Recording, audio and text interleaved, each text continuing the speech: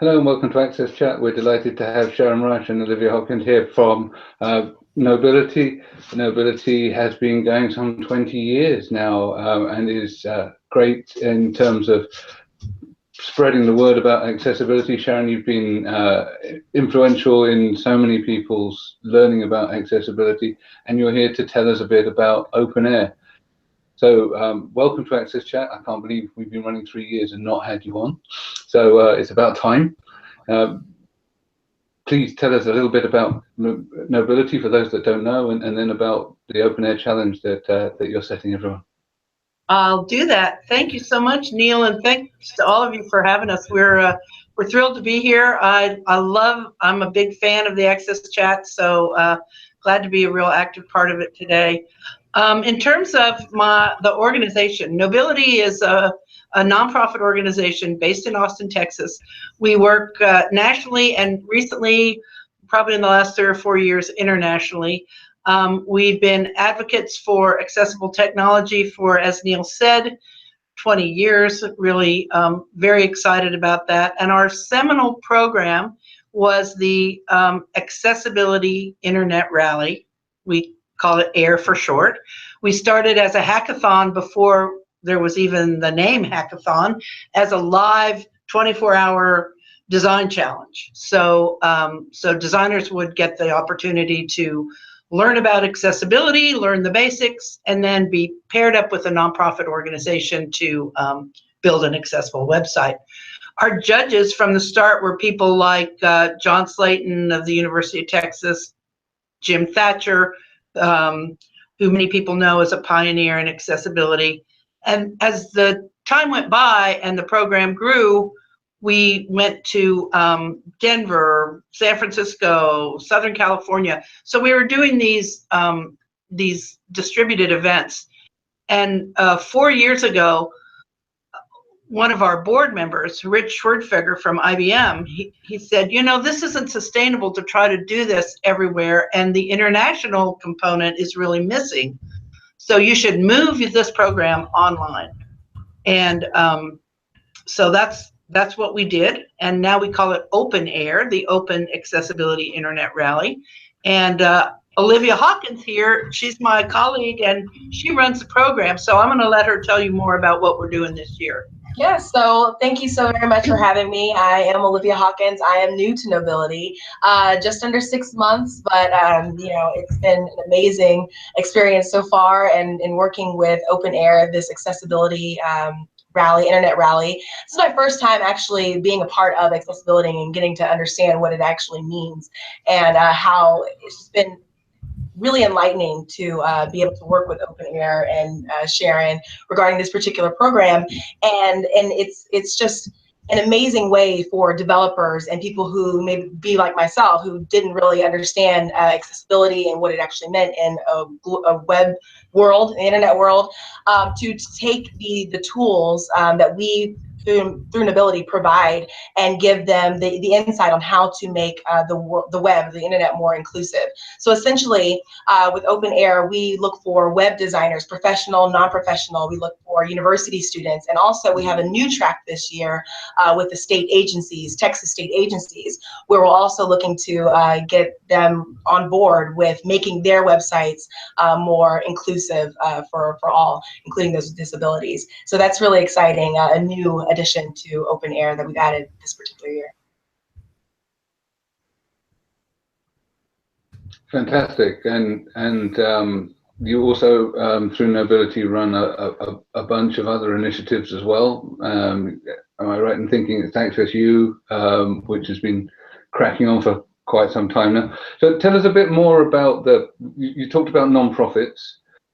My understanding is that you're inviting non-profits to come forward and partner with companies to improve the accessibility of the websites, and it's competitive.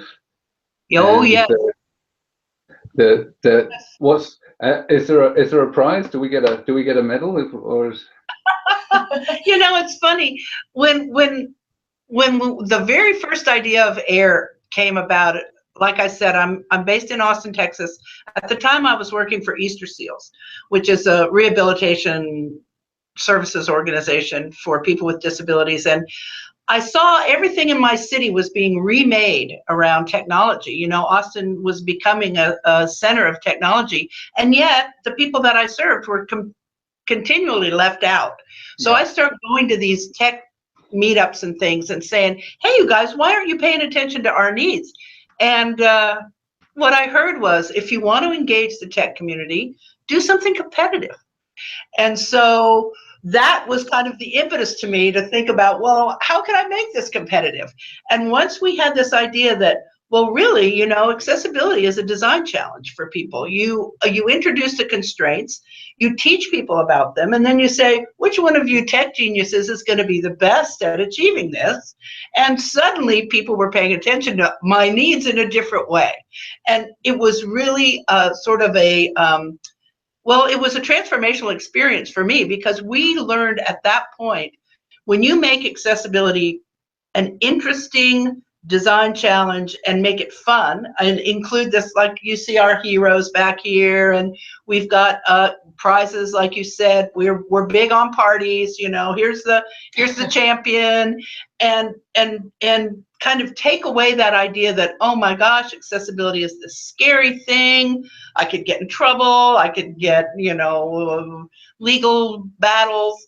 Instead, you're introducing the fact that, woo, I'm super smart. I solved this accessibility challenge. And that's kind of been our theme ever since, is that we try to introduce the idea that this doesn't have to be a frightening thing. And in fact, it can improve your practice in many, many ways. And we have so many people who've participated in AIR through the years and then go on to include accessibility in their practice. John Wiley at Google is one person who participated. James Craig is at Apple now, and people who through the years say, it just helped me be a better designer. And that's what we really try to emphasize with the Accessibility Internet Rally. Learn these skills for those reasons and forget about the legal. I mean, I guess people can never entirely forget about the legal battles, but really emphasize the fact that you're becoming a better designer by practicing. So the logistics really are, the nonprofits sign up. We train the nonprofits too, because we want the nonprofits to be able to maintain their sites in a way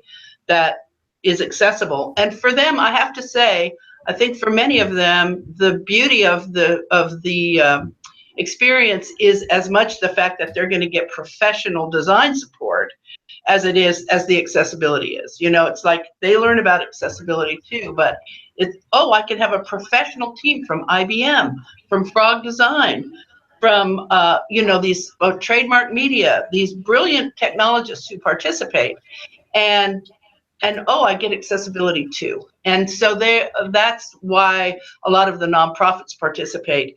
And then for the professional development teams, I think through the years, it's really become a status. Yeah, you get kind of a, you know, kind of a racing trophy.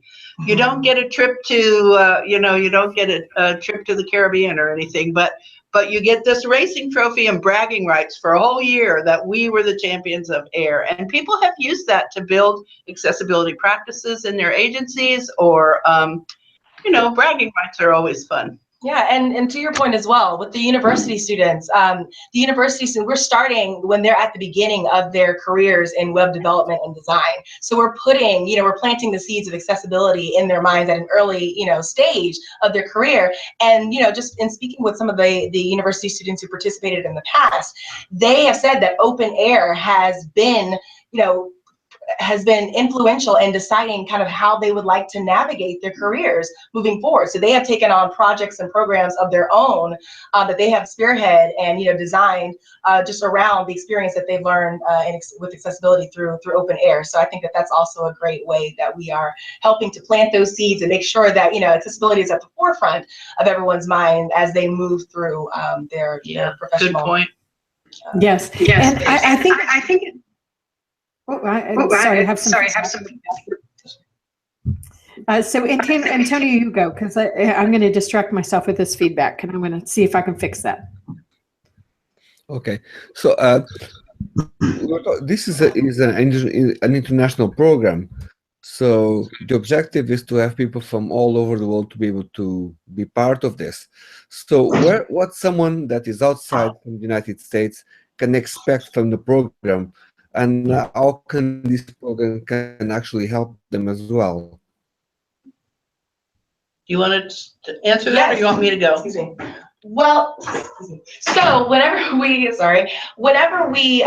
is a global, it's a virtual competition. And so the mentors that we assign each of the teams with, we introduce them at the beginning of the competition. So it starts February 8th, whenever the actual teams are introduced to their mentors. And we make sure that the mentors, correspond with the developer teams on a regular basis. So there's that expectation, and that standard that's built, and also that enables the teams to, have accountability with, the work that they're producing and, kind of where they are to be. So they have that assistance and guidance as they move and navigate through the competition. So it doesn't seem, because they have those parameters in place, and they have that feedback, constant feedback from the mentors. They don't feel kind of lost as they're moving through the competition. They actually have a way in which to navigate. Yeah, I wonder, Antonio, if it might be useful for me to talk a little bit more kind of about the logistics. So you can sign on, as Olivia said, it's a virtual competition now. We used to have in-person kind of 24-hour marathon, hackathon kind of events. And now, since it's a virtual competition, that enables the international competition, I think. And so once a team is registered, they get access to the training, which is also all online, but they are also, as Olivia said, assigned a mentor. Now, this mentor is someone who has a reputation in the accessibility community. So we have quite a bit of participation from accessibility experts from the Paciello Group, from DQ, from Level Access, people who have reputations in the field, who then those experts will act as a mentor to the team and also to the nonprofit, and to facilitate the sort of client relationship. So the teams now begin to act more as with their nonprofit as a client would, and the time is extended. It's not a 24-hour competition anymore. You have several weeks. And during that time, there are schedules with the mentors. We give everyone an online space to collect work for them to communicate with their nonprofit. We do try to team people who are the teams up with a nonprofit in their general region, so you're not trying to communicate with somebody on the other side of the world who may have a different sleep schedule. So we do try to balance the way we team them up that way. But in terms of the registration, it's all online, and you can kind of choose the languages. The nonprofits say the language that they want people to work in. So then we try to find them teams who would also be working in the language that they need. No, I would like to know what type of tips can you provide to people in terms of finding the best way to engage with nonprofits. I'm just looking at my side of the world, where I see that sometimes even some nonprofits, they almost have their online presence is not great. I'm not talking just about accessibility, I'm talking about in general. So do you think it will be easy for, let's say, a young developer or young designer who wants to learn more about accessibility to go out there, find a nonprofit, try to engage with them and say, oh, there's something here that I can do with OpenAir and I can build something to you? Will be this the best approach, or is there any other advice that you could provide them? Well, I think if you are a design team and you have a nonprofit that you are already interested in and you are already engaged with, that is an ideal situation, that you come to the competition together and you've already made a team and you're already bonded. But not very many in our experience, that doesn't happen very often. When it does happen, it's golden. But so if you are a design team and you do have someone that you're already working with, or that you enjoy their mission, or you've got a dedication to it, by all means, you two can register together and say that on your registration form. Mm-hmm. But in most cases, that since that's not the way it is, the nonprofits sign up separately. They get a whole separate line of training. And then when the teams sign up, we ask them, what are the kinds of nonprofit missions that you have interest? Do you care about the environment? Are you animal rights? Do you, want to educate women in other countries? What is your interest? And then once we get a sense about that, then we can really do a better job of aligning people with something that they're likely to care about. So you're tapping it into social good, which is very exciting. I think my technology's behaving a little better. So I want to go back to something you said earlier, Sharron, because I know that you have been a leader in this space a long time, and Knowbility has done quite a bit to really educate and train people how to do accessibility and keep things accessible too, which is very important. And I'm glad that it's a global conversation, but certainly when we're looking at this through the lens of the United States, we can't help but look at it through compliance and risk and things like that. But I think there is an exciting trend with things like Knowbility's Open Air. And like you said, y'all been doing this for our cities and our nonprofits and others for years. So it's very exciting to see it really opening up and really taking advantage of all the new technology and everything that's happening. But I often hear when I'm speaking out of the country that, the U.S. is so focused on compliance that we're not innovating.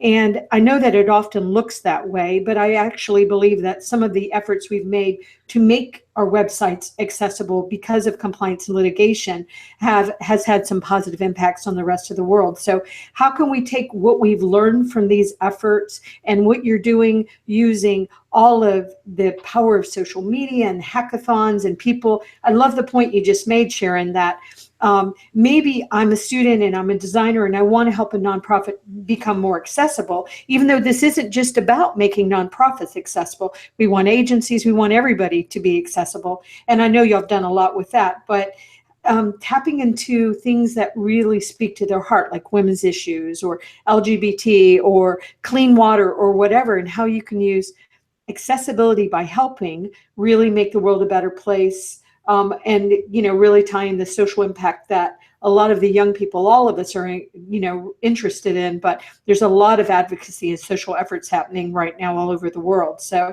it's fun. It's interesting tying all of this together.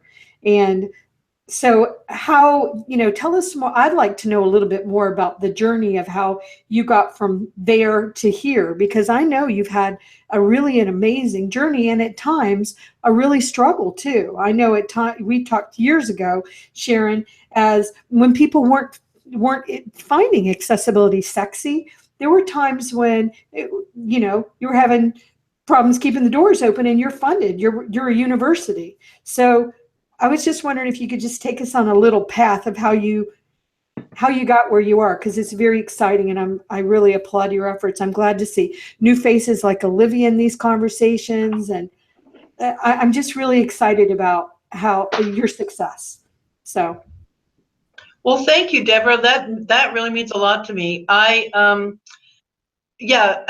you know, when you're a nonprofit, this is never a solitary journey.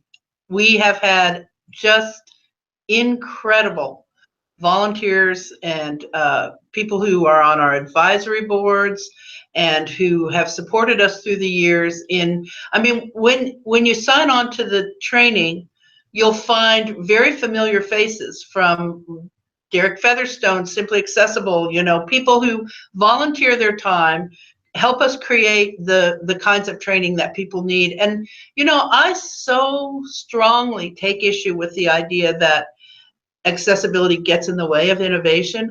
Because history shows us that accessibility and thinking about those needs on the margin drive innovation, just madly drive innovation. And you can start with the typewriter. That story about the guy who was in love with a blind Italian countess, and so he wanted a way to communicate with her, and typewriters, telephones, punch cards, all these things. And the most recently, the one that I think about a lot was when Apple was told they couldn't sell the iPod application lecture series on all the university campuses at the University of California because the controls weren't accessible to the blind. Well, Apple didn't go to court and say, you know, I'll see you in court, I have the right to do this. They put great design minds on the problem, came up with voice input, and now who uses Siri? It's not just blind people. So the idea that accessibility gets in the way of innovation is one that just needs to go the way of, you know, the caveman. It's just gone. It's just not true at all. And so when people say that, I think, well, you haven't been paying attention, because accessibility drives innovation in ways that I think are unequaled. And I think as people understand that, that also helps them get on the accessibility bandwagon because it's so clearly demonstrated. So that's but in terms of Knowbility's journey, yes, as any nonprofit, we go through funding cycles and the economy impacts us.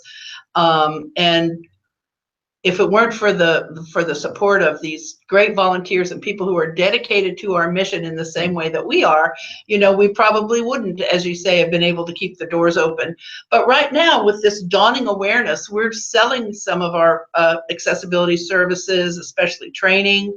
You know, people will say, yeah, I participated in AIR. Is there any way I can get that training without, you know, during the time when there's not a competition? So we do an awful lot of training. We had a leadership symposium last year where we were really trying to engage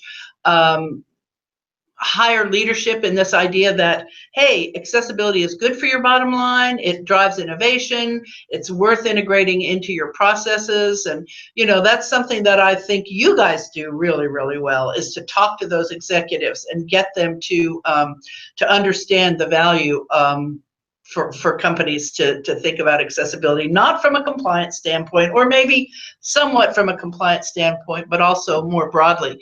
And Neil earlier mentioned AXSChat.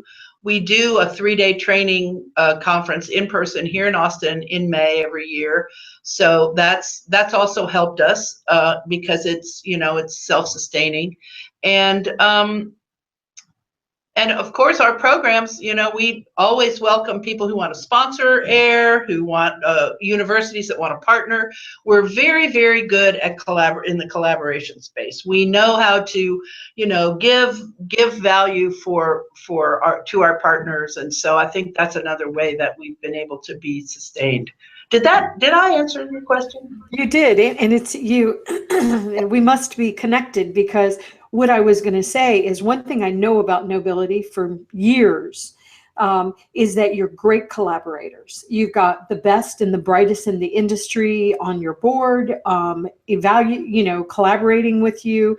And so I think you're very good collaborators. And earlier on, I think as we were emerging as an industry, we weren't always good at that as an industry, and sometimes we're still not. But I think Knowbility is an example of an organization that's very good collaborators. You work with all of the experts, and you're experts yourself. And I think the training you're doing is very important.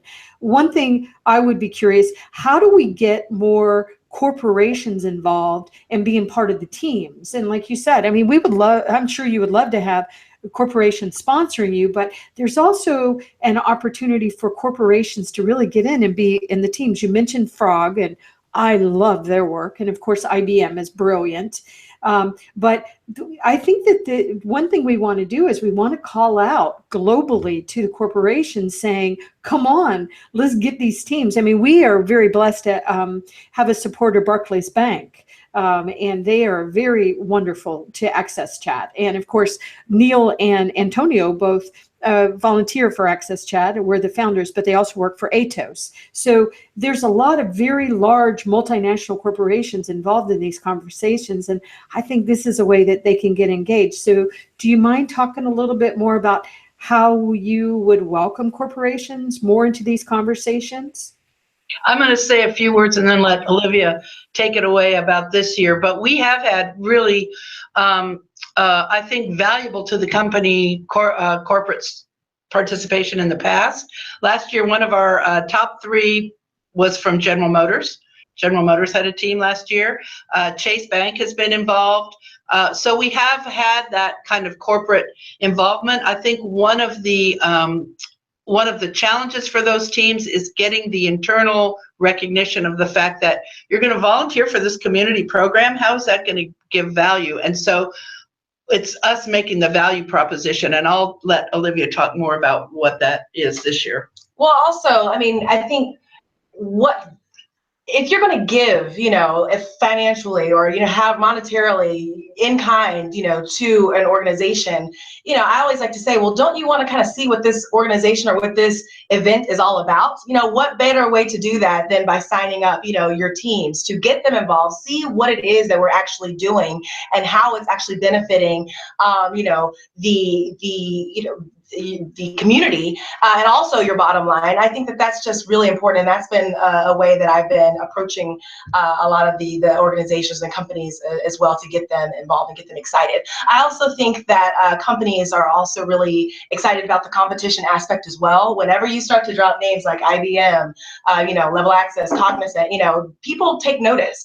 And wow, if they're competing, and if we're going to stay competitive, we need to see kind of what they're dabbling in, and see how we can also be involved. So I think the competition aspect is also a way in which we can really get those companies involved with what it is that we're doing, and then also hopefully with this event, get them to see how accessibility is just it's something that should be fundamental, and it's something that should be just a part of just good customer service. Having an inclusive web and internet. So, including everybody. What a great idea. Antonio, I'm sorry.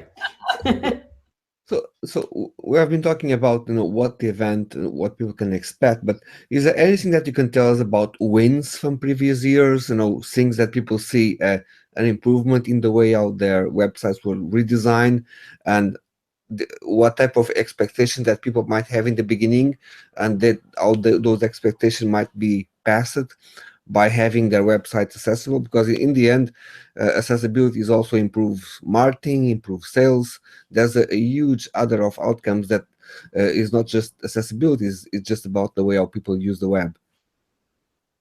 Antonio, it is just such a great point. One of the other hats I wear at the W3C, I chair the Education and Outreach Working Group, and one of the things we always try to do is to make a good, solid business case for businesses to adopt accessibility. And I do sometimes use the examples from the Accessibility Internet Rally, from the AIR program, to demonstrate.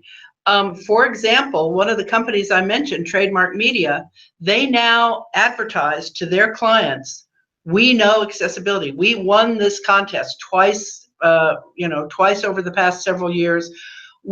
And so in the United States, where compliance is such an issue, that's a big marketing thing for them. But honestly, and maybe we could use this forum to try to I would love for companies to tell those stories, because we can speculate about it and we can get this anecdotal, well, now Trademark Media is offering this, they must think it's valuable. But to actually, I would love to see a university do a study and show, here's some dollars, here's some ROI, here's some demonstrated, because those hard numbers are still elusive. They're still kind of hard to be able to quote and to put up there and really point to. So I would love for our community to be able to encourage some kind of, I've seen documentation for what a study like that would look like, but not anyone who's taken that up and actually done an academic study to prove those numbers. Nevertheless, I think there's so much there's so much evidence about the way Apple, I talked about Apple earlier, and the way they've adopted it now as part of their routine. The Google, they say that Google's investment in accessibility is going to pay off in ways that they have never anticipated. I've read a couple of articles about that. And if it's useful, when we do the chat, I'll start sharing some of those links to those articles that really demonstrate that. Well, talking of Google, it's kind of interesting that there's been a lot in the news about Google's accessibility APIs recently. So Google took a view a couple of months back that they were going to shut down accessibility APIs to non-assistive tech on Android. And there's been absolute outcry because actually most of the really, well, not most, but a lot of the very popular apps are using accessibility APIs as part of the workarounds to get the features that they need to be able to deliver their user experience. So I read today that actually they're delaying that decision and working out a way to enable organizations that are creating apps to use the API so long as it's documented properly, which I think is A, the right move, and B, also it shows you that accessibility is driving innovation. It's a clear indicator that the industry is using features that were designed for accessibility for profitable commercial benefit, and it's benefiting users. So you've got a clear business case right there. I know because I run an accessibility team that there's profit in it. Right. What I'm not going to do is open book, but we're happy to work and are working with academics on work to publish the stuff around the business case, and also actually looking at the other side of that, which is the cost of exclusion. Yes. Which is huge. The costs to not doing accessibility to society in general, etc. Deborah, I see you've got another question. Do you want to chip in? Yeah, I thought that was an excellent point, though, Neil. Excellent point. I do want to remember to thank Shilpi from Barrier Break for reminding us to have you on this program. Shilpi is doing amazing work globally, headquarters in India. So I wanted to thank her for that. But one thing I want, and we will certainly put this on the website and talk about this during the chat, but if a team wanted to get together, where do they go? I know you have this lovely banner behind you, and I see air-rallies.org and others, but how do they get involved, Olivia? Yes, well, they can definitely go to our website. They can contact me directly. So our website is air-rallies.org. You can also contact me directly at olivia@knowbility.org. It's my personal email address, and I will respond. I've been responding directly to all those who are interested. If you have any questions, I'm fielding questions, so send me your questions. I love them. You can also call, but the best way is to go online. And they don't have a team.